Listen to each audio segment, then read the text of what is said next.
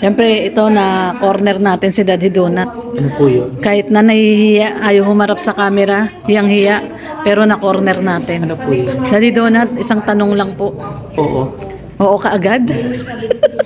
Wala pang tanong, oo agad. Talaga. Wala pang oo, wala pang oo agad. Wala pang tanong, oo agad. Ano ito lang yun?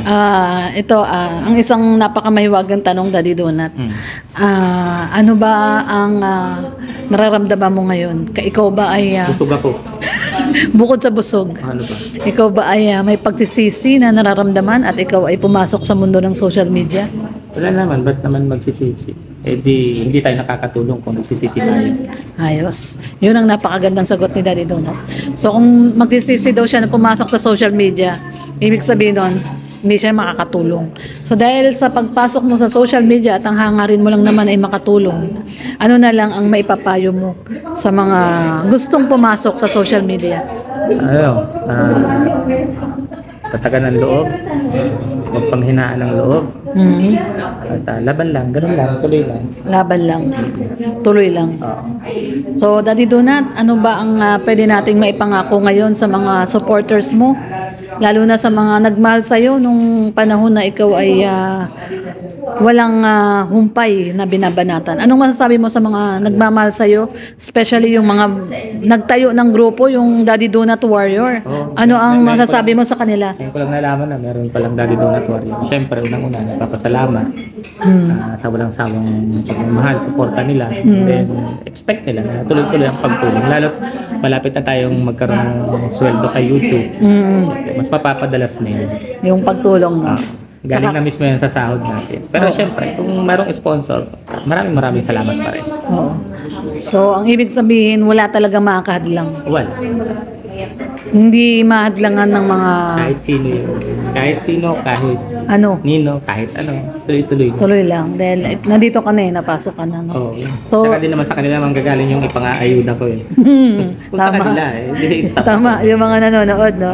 Sabihin, dun sa mga kumukontra, dun sa mga kumukontra, hindi naman sa kanila galing yung ipang-aayuda ko. Okay. Siyempre, galing yan sa Oo, tama. mga supporters natin, galing yan sa viewers natin, sa subscribers natin. Siyempre, ibabalik natin yan sa iba para makatulong tayo. Pero dun sa mga kumukontra, yan na natin yan. Hindi naman sila nakakatulong sa atin. Oo. Nakakatulong din sila sa'yo. Yung mga nangbaba sa'yo, mga bumabanat sa'yo, nakakatulong din sila sa'yo. Lalo ka nilang pinasikat eh. Oo. Sikat na sikat ka na ngayon. Kahit nga sa Timbuktu, kilala ka na eh. Oh. Sikat ko po yun. Sikat na sikat ka na ngayon, Daddy. Nahanap ka nga ni Mother Lily eh.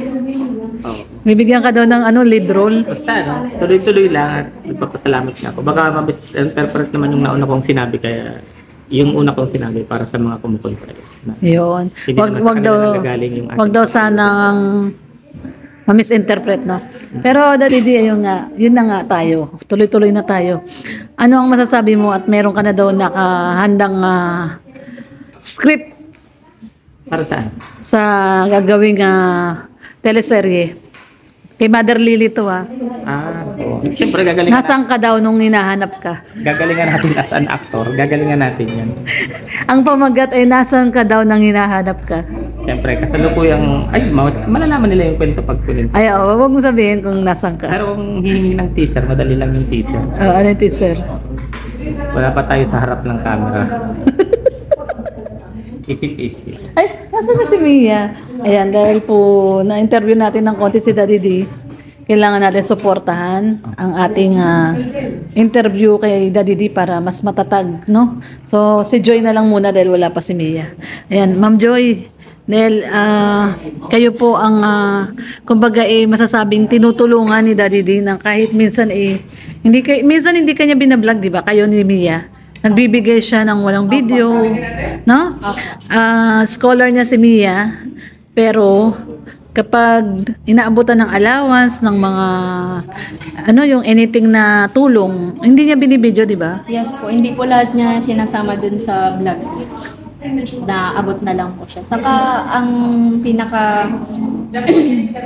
pinasasalamat ko po kasi si Daddy Donut po, may 2 anak din po siya na sinusuportahan. sa ganun po, hindi pa naman baga po siya nagsasahod sa YouTube. Mm. Kahit pa paano po, kahit ganun, ay tinulungan niya po yung dalawa kong kapatid. Yung scholar niya, nag-aaral. No? Siya ang nagpapa-allowance, di ba?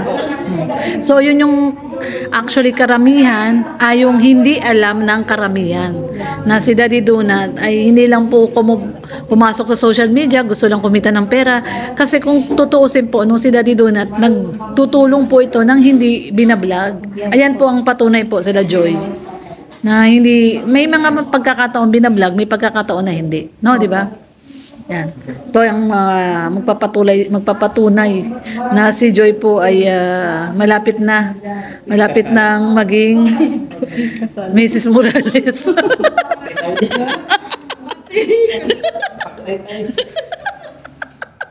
Marami dyan magsiselos kay Daddy. May nagtanong na nga doon, ay di mo nabasa. Anong tanong? Ang tanong? Anong relasyon niyo ni Daddy D? Oh, Ay, sabi grabe. ko ganun. Sabi niya ganun dun sa vlog. Oh, Sa vlog. Sa vlog ko nga nag-comment, anong relasyon niyo ni Daddy D? Sabi ko, wala. dahil may nagtanong, tanongin natin si Daddy D. Ito si Daddy D, ano daw relasyon mo kay Joy? Wala. Kaya tinutulungan. Kaibigan. Ayun, tinutulungan nga. Tinutulungan. Ba't Bilang beneficiary niya, bilang beneficiary mo, dahil... Siyempre, yung mga beneficiary natin, kaibigan natin. At parang may nagsaselos daw. Hindi ko alam. Nagtatanong sa kanya eh. Di kaya si Bopil yun? May baka, iniintriga lang. Iniintriga na. Baka sabihin, kaya pala tinutulungan kasi makikipagrelasyon.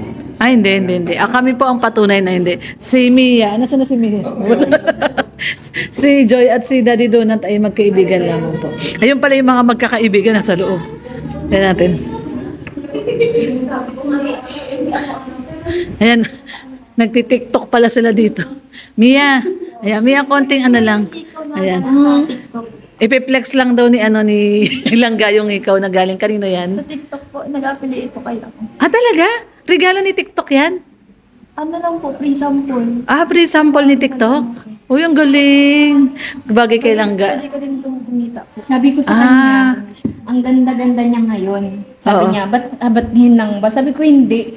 Mas gumanda siya ngayon. Ngayon ka lang kasi siya nakitang ano. Oo, nakaayos. Oo, nakaayos. Kasi bira mag-ayos si Langga natin. Mag-ayos niya. Pero tingnan niyo, ang ganda-ganda niya ngayon. Pag hindi siya. Nakakatangado naman mag-ayos. Pero ngayon nakaayos talaga siya. Pero kahit wala namang ayos, maganda talaga lang siya. yung ayos niya. Oo, simple lang. Nakamaskara lang ay. Oo, saka lip shiner lang. Tapos yung hiko galing sa TikTok. Ay, grabe. Piniplex niya. TikTok lang po. Kung gusto niyo pong umorder, dalawin niyo po yung TikTok. Ay, grabe. Ayan. Paano din, nakapin. Oo. Ayan, Mia, interview lang kita ng konti para kay Daddy D lang dito. Ayan. Mia, kasi 'di ba alam naman natin na napakaraming umaano kay Daddy D ngayon, no? Na binabanatan siya. Bilang beneficiary ka ni Daddy D dahil ikaw ay kanyang scholar, 'di ba? Alam naman natin na inaabutan kanya ng kanyang allowance, no? Pang-allowance mo, no? May mga pagkakataon hindi binablog ni Daddy Donut, 'di ba? Opo, meron po talaga. Kasi po parang ano na lang talagang puso niya po talagang binibigay parang hindi niya na kailangan i-video para sa kanya gano'n. So tulong talaga na hindi niya binibidyo. So, Ganun po talaga, mostly. mm. Bihira niyang i-video kapag nagbibigay siya. Oo. So sa pagkakakilala mo kay Daddy Donut, Mia, anong masasabi mo kay Daddy Donut? Sobra pong bait ni Daddy Donut kasi po, napakaano niya. Kasi kung hindi po talaga dahil sa kanya, hindi ako nag-aaral ngayon. Pati yung kapatid ko po, pati po yung kapag yung nagtulong siya para kala mama, mapabot yung ng gamot. Thank you po sa kanya. Kaya sobrang bait po ni Daddy Donut. Kung iba man po ang pagkakakilala niya sa kanya, ako po, kilala ko po kung anong tao siya, kung gaano siya kabait, kung gaano siya matulungin na tao. Hindi ba dahil daw, baka naman sabi daw ng iba kasi magkaibigan daw kayo ni Rachel, kaya ka daw tinutulungan Daddy Donut? Hindi po. Hindi, no? Hindi po. Ibang-iba po yung kwento nun sa talagang pagiging matulungin nila doon. Kasi yun nga, yung iba kasi hindi naman alam na hindi binablog, no, ni Daddy Donut yung pagtulong sa inyo. Kasi nga po nagugulat na nga lang po ako minsan sa iyo. Umiya, eto, Pang-allowance mo. Pang-allowance mo, ganun. So, Tapos sumasakto rin po talaga na wala na akong wala akong kaya kapag may babayaran kami sa school po. Ayun talaga po, mahal ko, thank you Lord, thank you Daddy Donut. Kasi may pag nabigay po siya talagang mababayaran ko yung mga kailangan ko po sa school. Kumbaga sakto, no? Kung kailan kailangan mo ng pera, magbibigay si Daddy Donut. Opo, ganun po. Ang kaya nga sabi ko, thank you po ako kapag nagbibigay or kapag nakasama namin siya. Kasi talaga po, kumukusang loob po siyang bumigay. Hindi po yung sasabihin na, Daddy Donut, kailangan ko po nito para bumigay siya. Hindi po, talagang Kusa. po siya. Talagang natanong siya kung may kailangan kami, ganyan, kung may bibilhin kami sa school or what. Ganun po. Ayun. So, yan ang nagpapatunay si Joy at si Mia na kung anong klaseng tao si Daddy Donut, no? Ayan. So, ayan. Salamat, Mia. At syempre, sa iyong ate na talaga namang yan ang mga nakakaalam po ng mga totoong pagkatao po ni Daddy Donut. Syempre, ayun yung kanyang dalawang pamangkin doon, si Joy. Ayan, nandito kami sa Arteas, nagchichikahan lang. Pero tapos na kumain. Nabusog ka ba, Mia? Opo, busog na po. Maraming Mia, maraming nag-a-advise na kumain ka daw ng yung Ano po ng kamote? talbos ng kamote tsaka yung yung laman loob, ano ba yun? Atay, oo, atay. Pero po, yung atay po, di pa po ako na-try. Pero po yung talbos na kamote, nag-try po ako as in, talagang effective po siya. Nagtaas po talaga agad yung Dugo. konti yung dugo po kahit pa paano. Kasi nasabayan ko po siya ng peros. Yung advice din po sa Sinasabihan mo ng ferrosulfate. Ayun. Nagiging okay naman po ang ko ngayon dito. Okay Pero na. last time po talaga hindi magpuyat dahil talaga pong sa research. Pero worth it naman po yung puyat. Kasi nag-aaral nga si Mia. Okay? So, ayan, maraming salamat, Mia. At tuloy-tuloy mo lang daw ang pagiging magaling at mabait mong kapatid. At syempre, pagpatuloy mo yung pag-aaral mo, no? At ayan lamang ang tanging kumbaga mapagmamalaki natin, no? Na ating edukasyon ay natapos natin. Yun. Okay, thank you, Mia. Ayan, last message na lang kay Daddy Donut. Daddy Donut, hayaan po kung ano po yung mga sinasabi nila sa yung hindi totoo. Basta alam mo naman po sa sarili mo na totoo yung pagtulong mo at yung pinapakita mo sa hindi lang sa camera kahit hindi ka po kayo nakakamera, ganun po. Andito lang po kami para sumuporta sa inyo at para pagtanggol din po kayo sa mga taong mamaliit sa inyo, ganyan. Kaya thank you so much po. Ingat po kayo palagi. Yan, okay. Salamat, Mia. Ay, video. Merong event. Uy, may kakasal. May kasal.